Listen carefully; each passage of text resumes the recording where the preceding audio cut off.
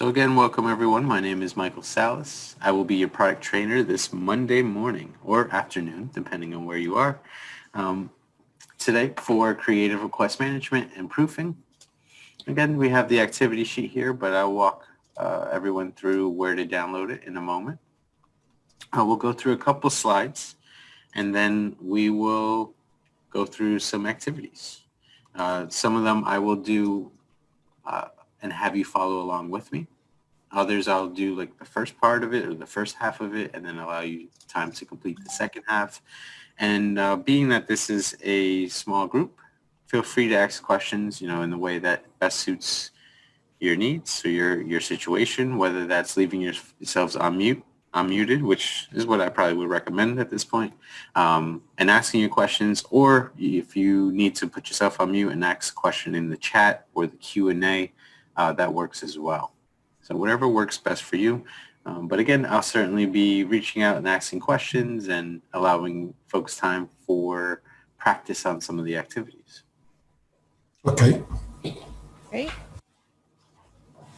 Moving right along here, we have our Smartsheet training. Typical legal slide here stating that any forward-looking statements that I may make are not necessarily guaranteed to occur. So this comes up particularly this time of year with our Engage conference just happening a couple of weeks ago. There are several changes that I'm expecting to occur. However, as per this slide, those changes are not necessarily guaranteed. And if you are looking for changes that are coming in the next few weeks to Smartsheet, now that I say that out loud, in the chat, I'm putting a link to a dashboard that you all can link to, and towards the middle of that dashboard you'll see a menu. In fact, I'll pull it up into the screen here. You'll see a menu of what's coming soon in terms of updates that we're making to Smartsheet, and I'm happy to report that those updates are across multiple different functions. So a lot to look forward to in the coming months. We see a lot of them occurring in January in terms of changes to Smartsheet, and positive changes at that. So definitely leverage that link and keep in mind that changes and improvements are occurring. But again, routing back to this slide, not necessarily guaranteed is the whole point of this slide. In terms of housekeeping, as you are aware, this session is going to be recorded, and I will get this link out to you folks within the next 1 to 2 days. I think the key point to keep in mind here is that this link will be available for a period of 30 days. So definitely want to grab that early and utilize that window of opportunity to your advantage. Then any questions that are in the Q&A will also show up on the transcript or in the video. But again, you can just ask questions.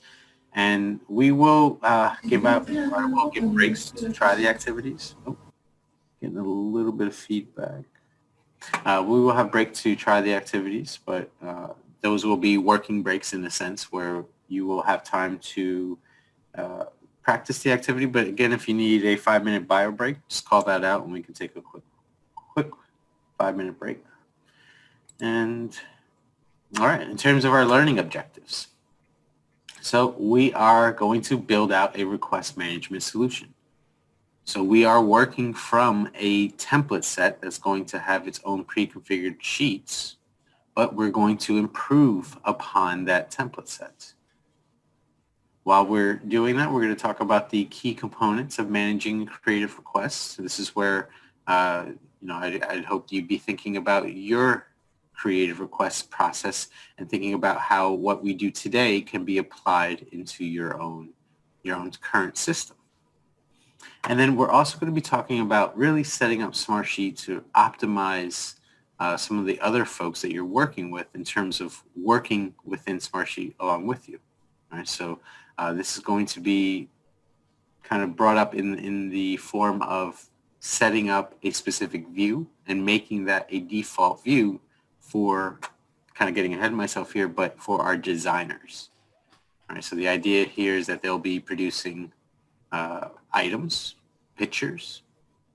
Well, we want to make sure when they come into Smartsheet to do some proofing, they are able to see it in the most convenient way possible for them. the easiest way possible, which is what we're talking about for this third bullet. And then as I kind of move along here, so we will go over the solution as it is right now. We'll start making changes specifically to our form. If we have some time at the end, I do have a kind of challenge activity. And at the very least, I'll talk it out with you folks. But this is where we'll use one of our formulas called index match. So we may have some time to get into that, but we will be spending the majority of our time talking about an approval workflow. So the idea here is somebody submits the form to add a creative request. Well, we need to have that request approved by the manager and the VP of marketing. So we'll look at how to do that in an automated way. We'll also get into the idea of proofing. So the requester may submit an image. Well, we can have the requester and the designer collaborate. We can have the designer and other designers collaborate and provide feedback and make improvements. So we'll look at how that's done. And then when we're closing down these requests, we're going to have them living on our sheets, and we probably want to move them to an archive sheet.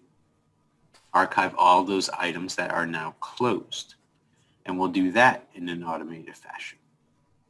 So leveraging a lot of the typical marketing kind of workflow processes and adding in some automation to streamline those processes. So I'm curious to hear from you folks this morning. What does your current content review process look like? So how are you reviewing content at this point?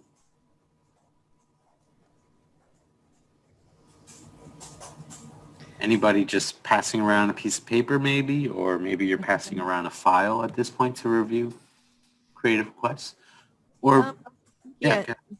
No, I was going to say, I've only been doing this for like a week or so now because I'm new to the company, but really it's, composing the email, sending it off to approval, and then, getting it back, and then I mark it completed in Smartsheet. So, we've been putting all of the content and everything into a Smartsheet, including, the send list, the graphics, and the content of the emails. And have you tried the proofing yet? I have not, no. Excellent. Okay. So, I guess the idea here is that all of that, it sounds like, can be done in Smartsheet with the proofing. So hopefully by the end of today, you'll be able to work it all out through Smartsheet. Cool. Great. We just use a content review process just with a word processor, with Microsoft word processor. It's not something we are doing with Smartsheet. I do so many things with my company, but I haven't done the content, never tried the content review process. So I'm very interested in it. Excellent. Well, good timing in that sense. And with that said, let's keep moving, because this is kind of the journey that we are going to take over the next few hours. Again, this is a 2-hour course. So, and I'm going to introduce a couple of personas. So I may be using some names here, but kind of starting at the top of our journey here is, of course, our requester requesting a new creative item. So we're going to look at that being done through a form. So we'll get that form out to our requester. They make the new request, and then we want to send this out for approval by the manager. So we're going to have the names of our manager being Joy, but again, I may or probably just refer to them by their titles. But notice that we have a gear here, and actually a gear in 4 different places. These are the points of automation that we're going to weave into our solution to make sure that it's done in a streamlined fashion. So let's automate the process of getting it over to the manager. If the manager approves it, let's automate the process of getting it over to the VP. And this whole kind of process here, we think of being set up really by our project manager. So for instance, project manager may send out an update request to get a assignee designed. a designer assigned. Said that completely backwards there. So PM says, all right, we need a designer added. We will work with the creative content team. This is where we'll get into the proofing for content collaboration. And there is some kind of open-ended parts here, or what we like to call create your own journey here. Meaning we haven't necessarily established who is going to deliver the asset here. So will that be the PM once it's been approved? Would that be the designer or somebody else off of the creative team? But the asset will get delivered to the requester, and then we will, again, our last form of automation, move that completed request to an archive sheet. So again, we'll start here at the top, work our way around, and be able to kind of continue this process and scale it up as more and more requests come in. Now, in terms of the personas, I mentioned that the project manager is kind of who we're looking at this whole process through their eyes. Now, you may be wearing that hat as well, but we think of the project manager kind of setting up this whole process, and that person's called Sam Williams. Our requester, I may call her just simply Alex instead of saying both first and last names. Then the managers and the VP, I think of the J's, Joy and Jennifer. And then our designer will be Mark Lee. Don't necessarily expect you to think.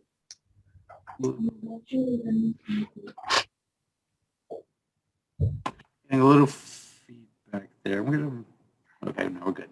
All right, so yeah, I think of the manager and the VP as kind of the J's is how I remember them, Joy and Jennifer, and then the designer, Mark Lee. Again, I will try to focus on kind of calling out the folks by their titles, but if I call out a name and you're like, who is that again? Definitely call it out and slow me down. And I'll be glad to elaborate and let you know who am I referring to and where we are within the process.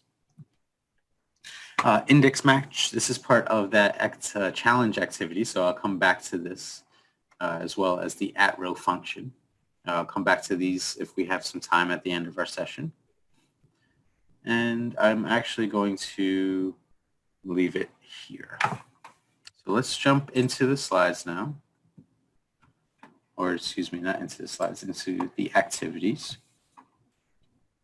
So you all should be able to get into excellence.smartsheet.com, head over to the creative request for proofing and proofing for marketing, which is where I'm at now. And were you both able to pull up the activities? I'm trying to get to it right now. Yep, no problem. Take your time. I'll wait.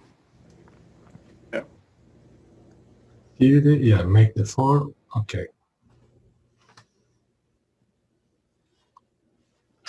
Actually, if I go back here.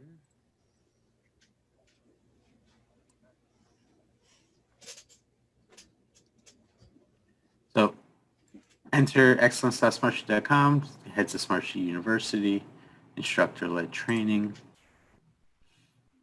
Yeah. You mean the Creative Request Manager folder? It's under Marketing Professionals here. Yeah. And then if you come down, exactly, the creative request and proofing. Perfect. So if you needed a way to download the activity. Done. Yeah. Okay, perfect. And then the activities here is where we're going to be working at. Okay. I'm there. Yep. So I will be working through the activities. I won't necessarily be kind of jumping back and forth because I'll be jumping a lot within Smartsheet, but I will call out where we are as we go through it. And again, that challenge activity is at the bottom. But again, if I get ahead of you, definitely let me know, slow me down, or call out, I don't know what we're doing or why we're doing it, and I'll be happy to elaborate. Okay, so I'm not at that screen yet. So right now I'm on a page that says instructor-led training. Oh yeah, okay. Yep. So click on that. You're on this page here? Well, I clicked on that, so I'm on the page right after that. Okay. Yeah, that's where I'm at. marketing professional here, Okay. and then scroll down a bit, and then creative requests and proofing for marketing. Oh, okay, cool. Then there's your first option in terms of downloading the activity sheets. Okay. Right below is the activities themselves. Okay, you have the activity and I started the activity and say activity, make the form. Is it right? Yeah, that would be our first one. And I'm going to walk us through that in a moment. But yeah, if that's where we will begin. Also here on this homepage, I'd ask at the end of our session, if you have some time after our session, please provide a little bit of some feedback here. Let us know what we're doing well, what we can continue to improve upon. So I'm going to jump in. And Patty, were you able to get the sheets downloaded? Yep. All right, excellent. So yeah, we're going to start here with make the form. I'm going to jump into Smartsheet now. We should have that template set living underneath our sheets. Okay.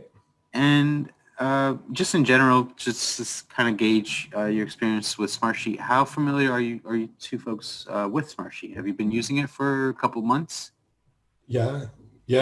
1 year, about 1 year. Okay, 1 year. Yeah. I've been using it for about a week, so. Oh, okay. Yep. All right, Patty. So I may kind of gloss over some things, but if you're like, what's the difference between sheets and workspaces? I'm happy to kind of go a little bit out of scope to kind of clarify some points here. So Okay.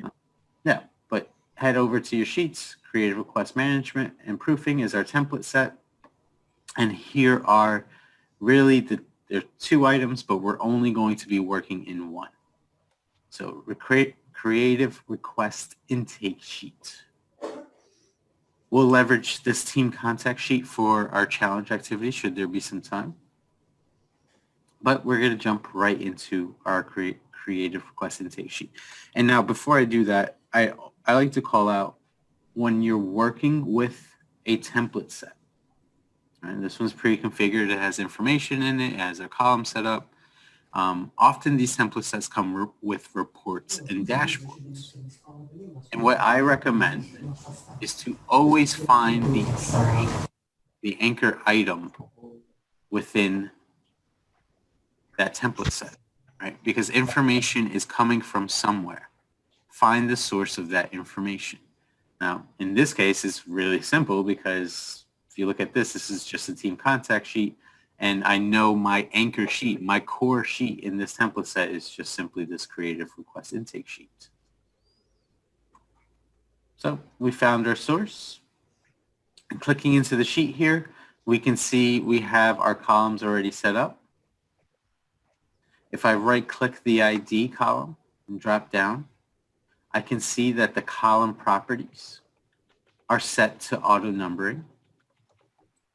And when I click on that, we see that we set column type to auto number system. We selected under system generated column and auto numbering once again. And we built out that format. So now when folks submit the form, when folks submit the form, that submission is going to be added as a new row on the sheets, and this auto numbering system will generate a new ID number. I would expect MCR-0004. So we're using our auto numbering system generated columns here actually in a few different cases. Note that I have created dates and created by. These two are grayed out. Well, that means we're leveraging those 2 columns here. So created by, that's actually our requester email. And we're going to set this up so that only folks within Smartsheet can submit the form, which means that we are going to know what their email address is and be able to capture that by adding this created by column. So we know who's submitting our forms. In fact, we know via this created date, and it's titled date submitted, we know via this created date column when they did it. So leveraging these auto number system generated columns to our advantage to understand who's submitting the form and when they're submitting the form, and then auto numbering those submissions. As I move forward, we see our status, simple drop down, a single select drop down here of not started, in progress, and complete. We have now an approval stage. This would be something very important to set up should you want to automate a workflow approval. All right, so you want to send the request over to your manager. You want to then forward it to the VP for approval. Make sure you have those a column that has those outcomes listed. For instance, we'll have an outcome that says submitted to manager. We'll have an outcome where the manager approves it, or they decline it, and the same thing for the VP. So you do want to build out those outcomes so that as it's going through the workflow approval process, we understand at what stage it's in, or maybe whether or not it was approved or declined overall. Here we see we have a place for the folks to submit their manager's email. We have a place to assign the designer. We have, of course, the project title. So the requester submitted this submission looking to start a project called the Grand Opening Banner, looking to create a Grand Opening Banner. That requester is, again, our persona that I called out earlier, is Alex Ramos. We have information in terms of who the audience is. This is just a text box. So we know the audience is the public. A little description as to what they're looking for. It's a banner to be hung at the grand opening at Alta Vista Village. So we know what's going on here. And then in terms of when they requested it, what kind of request this is. They have two options here. Is this a new creative request?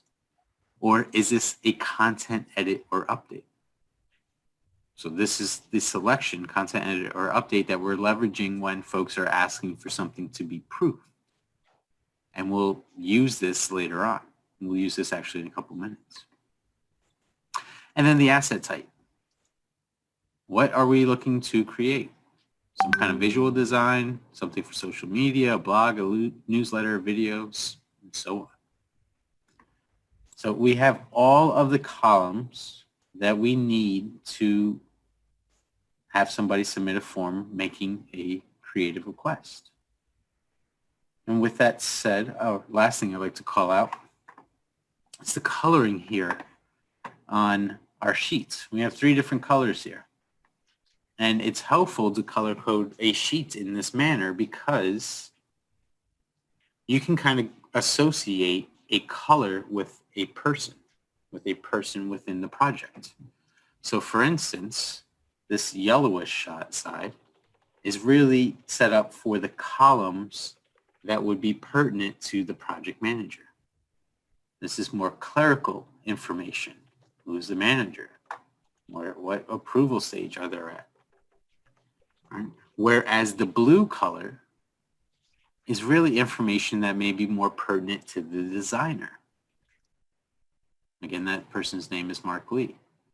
So Mark might come to the sheet and just simply focus in on these blue columns, knowing that these are really designed to pertain to him.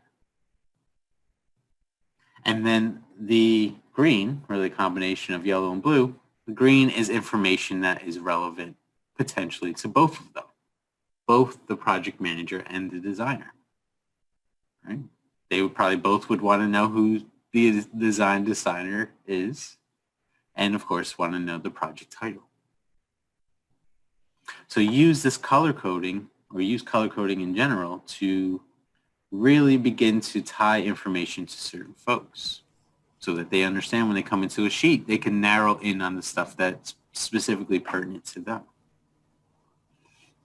All right, with that said, let's jump into forms. On the top left-hand side above the toolbar, let's go to Manage Forms. And we have a form that is completed. So if you need to step away or you maybe get stuck on building out yours, again, let me know. But if you want to see the completed version, we have it here. And we're going to jump into the activity version. So let's click on that. And we have, well, I actually ask a question to you folks. Have you built out forms or used forms in the past? Yeah. Okay. Not Yeah. with Smartsheet, but with other applications, yeah. All right, so quick walkthrough here. The center of our screen is the actual form itself. So this is what folks are going to be filling out. If I hit the open form button on the top right-hand side, this is what we would see. Now to make changes or to edit, so when you have this box here, this is essentially a field on the form. When you want to edit a field, you click onto or within a box, and you'll make the changes on the right-hand side. Then here on the left are some of the fields. So this form is made up of all of our columns or fields that we made on our sheet. So any of the columns that we didn't leverage as a field on our form live here on the left-hand side. Then we can add in some additional form elements to further enhance the form itself, which is actually what we're going to do. But before that, I want to take one of the most important steps in our process here. So we've been talking about proofing. We want to have a way to contain all of the information within Smartsheet, which we're able to do.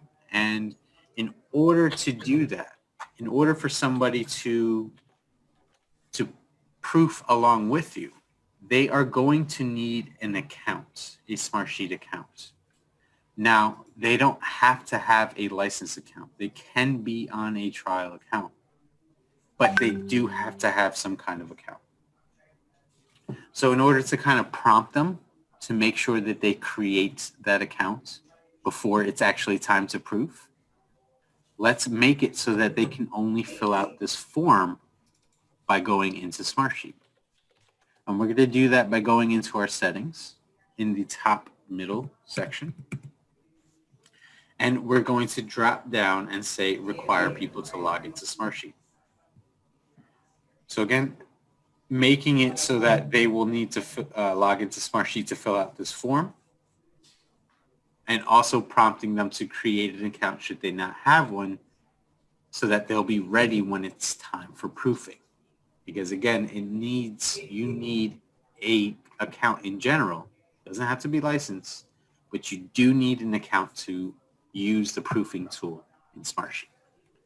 So we've given folks that prompt. Make sure you create an account because you can't fill out the form and you can't use the proofing function otherwise.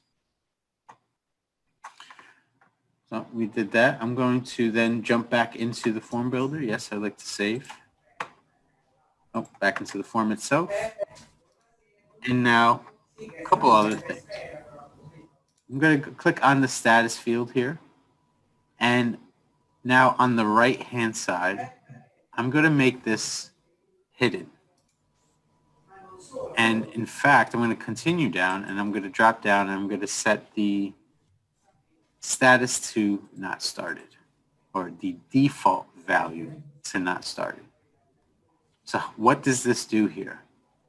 Well, now we could technically use this as a prompt on our workflow approval, because everyone who receives this form, they will not see this field, but the field is still active on the sheet.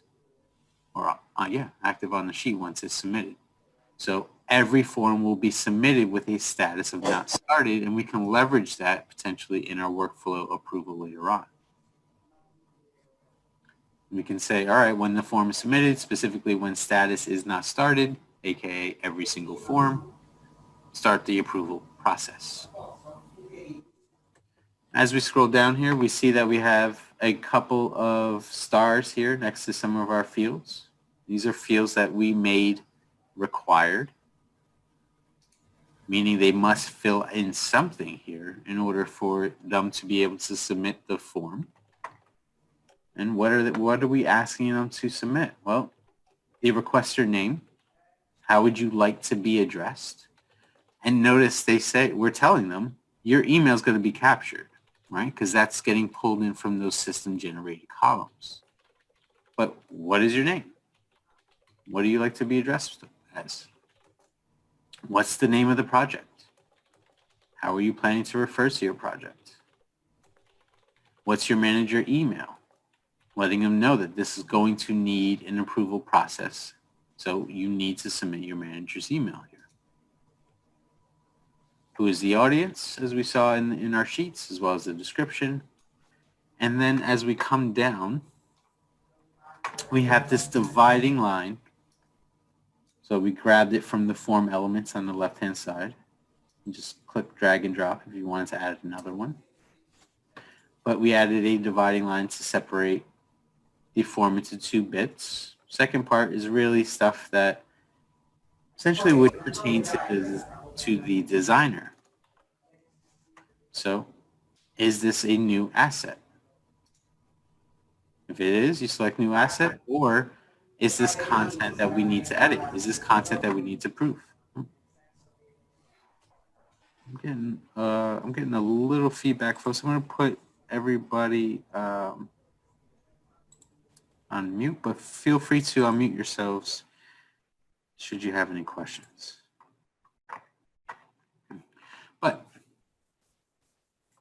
So we have some form elements that we can add here.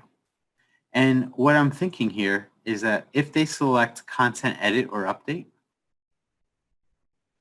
I want them to be able to submit the image that they want us to edit or the content that they want us to edit.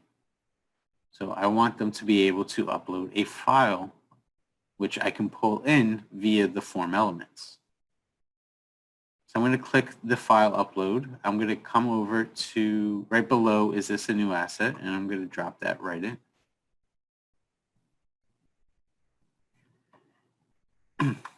And now I want to use something called conditional logic. Alessandro, have you used conditional logic in the past? Yes, I tried just a couple of weeks ago when it came out. Okay. I tried. It was quite nice. Okay, good. So you're successful in using it. Yeah. Well, it was successful. I just find some limits in the module of formatting. This is the only thing, but it's not the matter of this session. Gotcha. Yeah. Okay, we can certainly talk about that. Cool. So yeah, we're going to leverage conditional formatting here, right? And conditional formatting, just to kind of clarify, is basically going to say, all right, well, if they fill in a specific answer on a field, then what should they see next? Right? So this is an opportunity for us to kind of streamline our form and only produce the fields that are relevant to folks based on their answers. Right? So they don't need to necessarily see and fill out every field.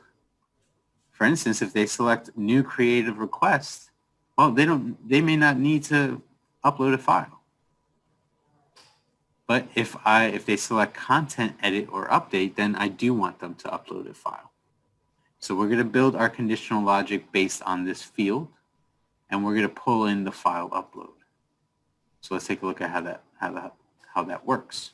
So I'm going to click on the is this a new request field? So now I'm in that box. I'm going to come up to the right-hand side under field settings, and notice we've been working or looking at the options that are under field here. But I don't want to really leverage any of these. I want to build in logic, one over to the right. And now I'm going to drop down to add logic here. And this is where I can say, when is this a new asset? Is, and note you can select a couple of different ways of approaching this. You can say it's any of if there's multiple options.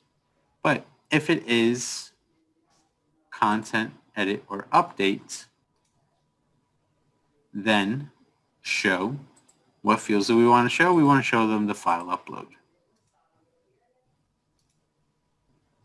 So only when somebody selects content, edit, or update will this file upload field be populated. So let's add that. Let's save. We see our rule has been added. We see we have a logic symbol to the left of is this a new asset?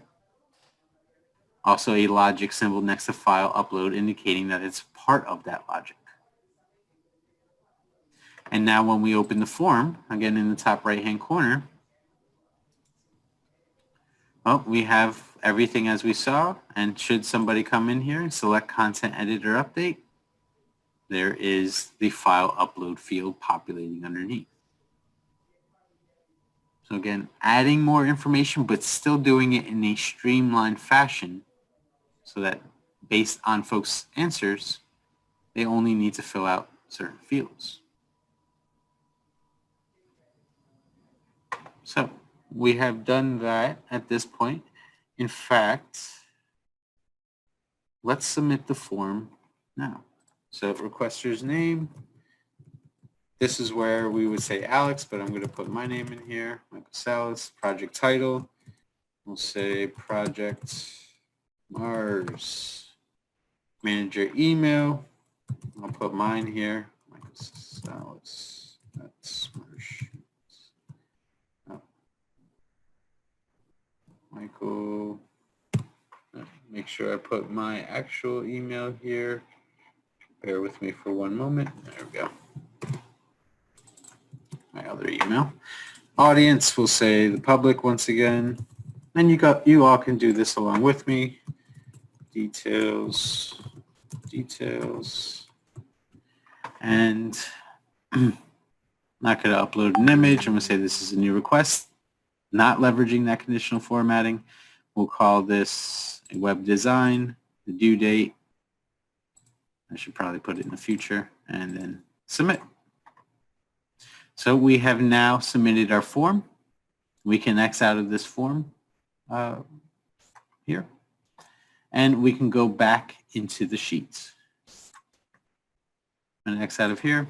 And now we see via these blue arrows going in a circle that we have the opportunity to refresh. And I can click on both of those. And there is my new submission. Now also note, submitted to manager approval. So we've actually started our workflow, our automated workflow already. So just by simply submitting the form, it is now off to my manager, me, for it to be approved or declined. Any questions here? One thing, you posted, you set a hidden field, I imagine, in status in order to have it completed with the not started option in the while the person who filled the form completes the form, right? So because you could also not have put the status field, but in this case it would have been blank. Instead you put not started in the default option in order to have not started, right? Exactly. Okay. Exactly. So the idea, good. And is it possible when it is started to have automatically changed the status in function depending of the for example the approval stage of another column? Yes. You know what I mean? Yeah, Okay. absolutely. So what you can do here, and this would probably be a long-winded formula, but you could use something like an if statement. Yeah, that's right. Yeah. So I would say if, the approval stage equals submitted to manager approval, then maybe the status goes to in progress. Okay, exactly. So you can definitely use formulas to leverage that and automate that. So you have to put the formula inside the status cell, right? Yes, exactly. Okay. Yep. Perfect. Great question. We got our auto numbering going there too, leveraging that. So yeah, we're good to go here. So with that, let's get into the approval workflow. since it's Sorry, there. another question regarding the automatic ID. I used this automatic ID, and I saw, you see, for example, now you have 3 and 6, because probably you made some other test, and it went from 3 to 6. In order to have it realigned, I saw that the only way is to delete the column and build it again. Is it true, or there is another way? To get it going in like sequential order. Yeah.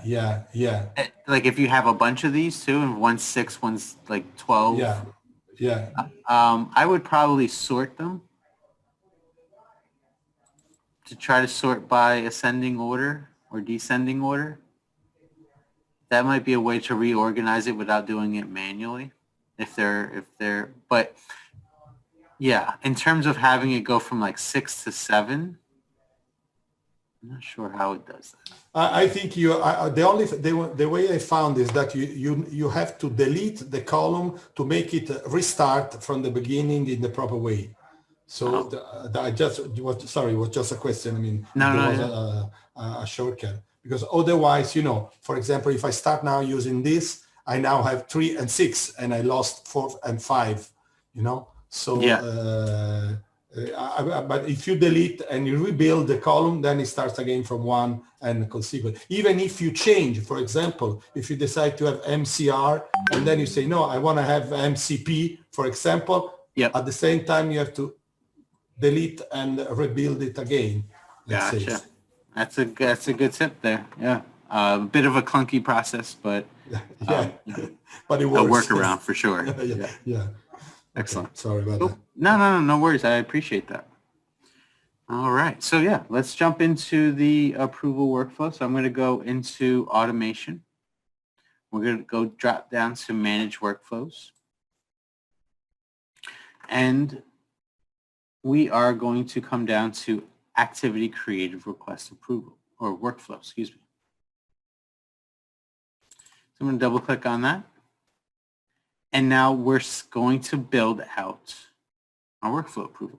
We're going to reach out to our managers. We're going to reach out to our VPs. Again, this may be a little bit different. Insert your folks and your team in replacement of maybe the VP role or maybe the manager role. But with workflows in general, they're going to be based on 3 things. Or when we're talking about automated workflows, based on the trigger. What's going to trigger this automation? We can set a condition. What is the condition along with the trigger that's going to set off this workflow? And then based on any trigger and or any condition we set, now conditions are not mandatory, but based on those 2 things, what is therefore the action? So we're saying, all right, well, when the project title changes to any value, so when rows are added, aka when the form is submitted and that row is added, specifically within that row, the project title changes to any value. We can leave it this way. This would actually work well. We could also say that status right here. The status is not started, because again, we had set up that form so that every submission was going to default with a not started status. So we can leverage that here. In fact, I'm going to leave it as project title to any value, because ultimately, as long as there's any change to that row, it doesn't matter what part of the row changes. So project title, any value. We're going to run this workflow when triggered. Note, if we're expecting a lot of creative requests, maybe we want to run it once daily, or maybe weekly if we're not expecting too many. But in our case, I'm going to say when triggered. And now what are we going to do when this happens? Well, we're going to request an approval. So this is here our action. Well, who are we going to request approval from? Well, our contacts in a cell, specifically the manager email. So we're leveraging, you can stay in the workflow if you're following along, but we're leveraging the manager email that they are submitting to. In this case, my own email. So I'm going to jump back into that, into the automation, and back into our workflow automation. So sends the contacts in a cell,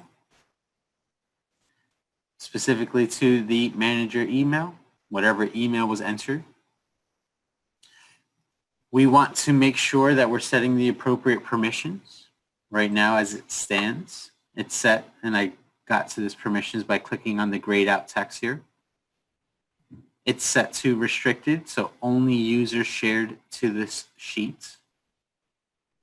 But maybe we want to allow anybody in the same account as us to be able to receive this workflow approval. Maybe I bump this up to limited. Probably wouldn't use unrestricted because, again, we are having folks log into Smartsheet, so we would want to make sure that they, at the very least, have some kind of account to leverage the proofing. I'm going to leave it as limited for now, for today. And then I'm going to give folks time to kind of do this same process, but from the perspective of the VP. And when you are setting up an approval, you need to let the system know where that response is going to live. If you were building this from scratch, you would see that it would default to adding in a new column. They would call it manager email approval.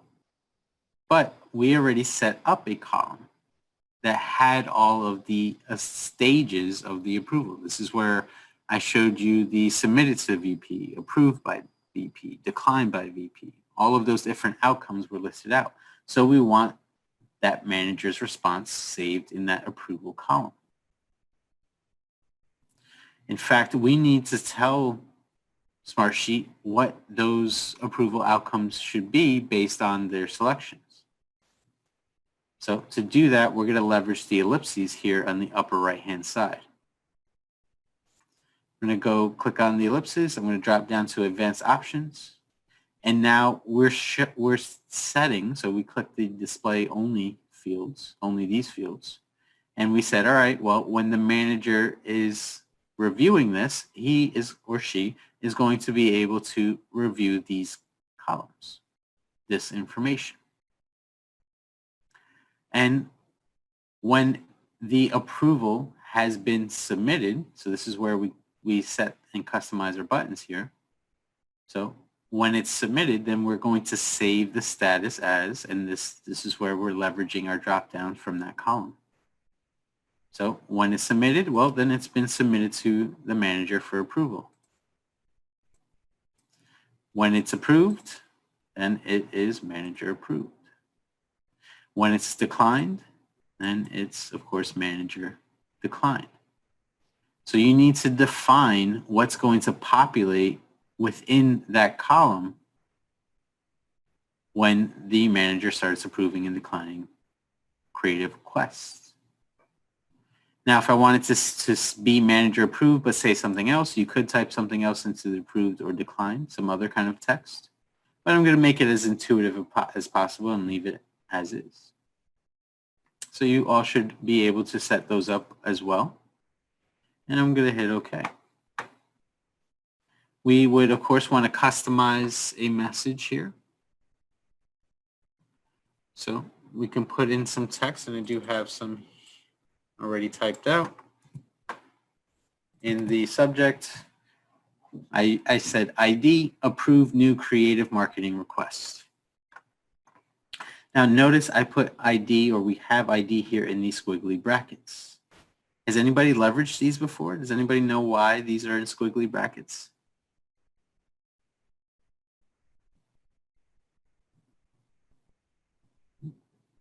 So we have squiggly brackets here because this is telling Smartsheet to go and look at the ID number. In fact, don't just look at it, bring it into the message here.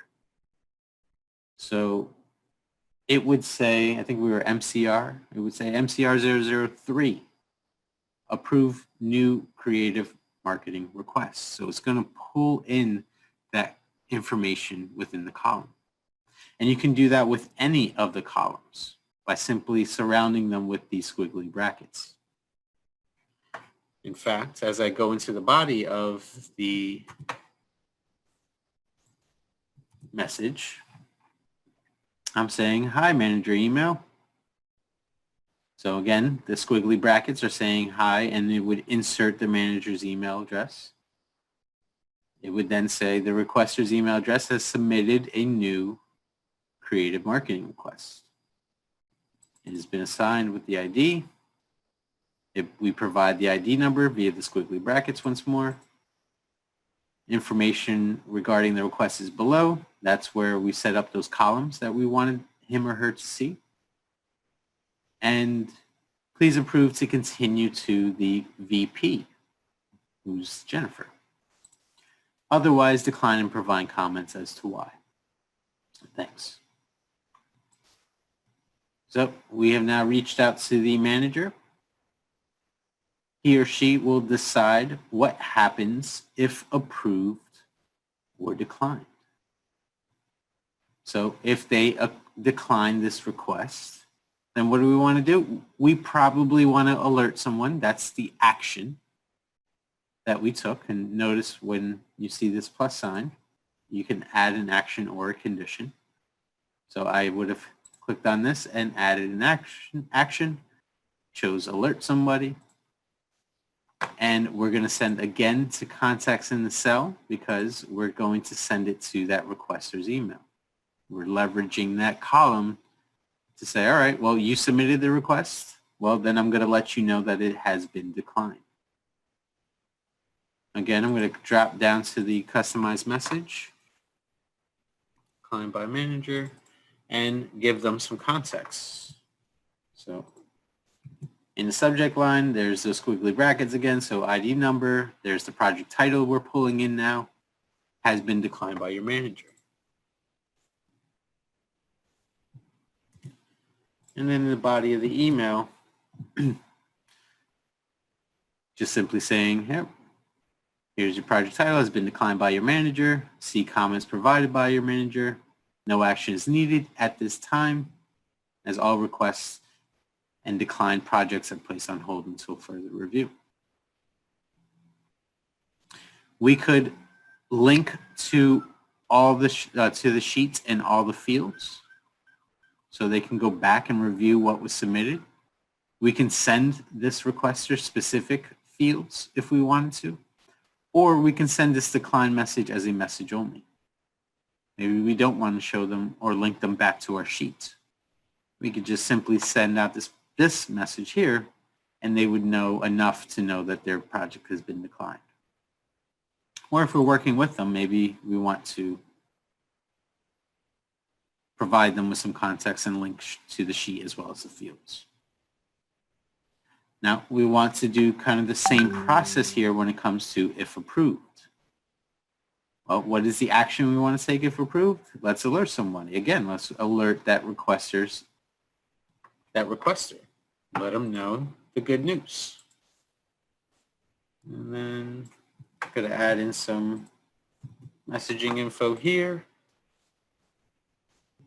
Down here. So it's been approved. Your request has been approved by your manager and is now pending approval by the VP of Marketing. Again, we could link back to the sheet, or we can send this as a message only.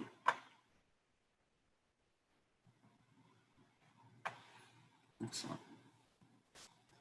All right. So how does that sound so far, folks? Does that make sense? Yeah, if I can say, it's very interesting, the possibility to use the double brackets. I never known about it. Oh, excellent. So connecting to other field of the sheets. That will be it's very interesting. I'm glad you picked that up. It's a way to really kind of customize your message without having to kind of, Yeah. look that information up. Sadly, in the Italian keyboard, I don't have the brackets, this kind of Oh, brackets. really? So Oh, I had wow. to find in the character map, but I did it. I found it. Okay. Okay, good. Good. So that's That's nice. interesting. Never even thought about it like that. Awesome. So I'm going to throw this out to both of you folks. Would you like to build the second part out on your own? So the second part would be in terms of the activities. We're under request approval workflow. And we are going to go into add actions according to manager's decision. And I would have you start at 3. So add the workflow to request approval from the VP of Marketing. So you're going to start from that point. Then you're going to go down and note here in the activity that there is a picture of exactly what you're going to end up with as a guide. And then you're going to finish adding the actions according to the VP's decision. And again, there is a picture there for your reference. So would you both feel confident enough to kind of try this next section on your own? Okay, for me, you can try. And is it the activity request approval workflow is the second, right? Yes, that okay. There. Yep. And then add actions according to the manager's email. We did the first 2 parts. I'm going to have you start at number 3. And then also tackle add actions according to the VP's decision. Okay. And Patty, I'm not sure if you stepped away. Would you be okay trying it out?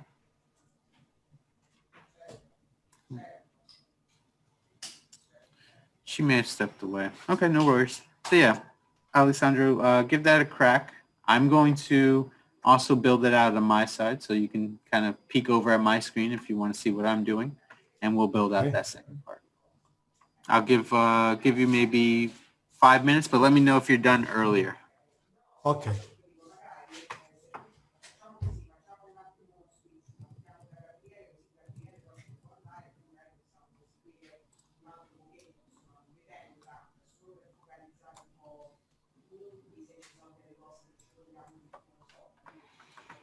Okay, so let's build this out here.